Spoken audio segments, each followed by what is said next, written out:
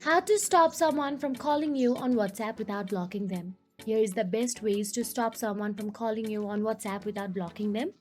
Now, the first one is simply tap on the WhatsApp app on your mobile device and make sure that you are logged into your WhatsApp account.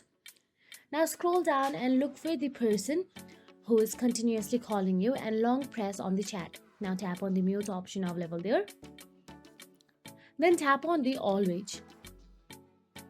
Now, once you have muted this person, if you are using the iPhone, then there is a do not disturb method also available.